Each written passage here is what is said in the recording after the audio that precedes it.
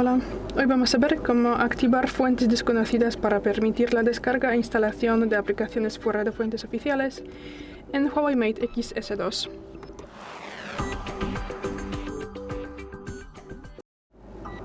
Para esto pasamos a los ajustes, luego tendremos que bajar y buscamos la pestaña Seguridad.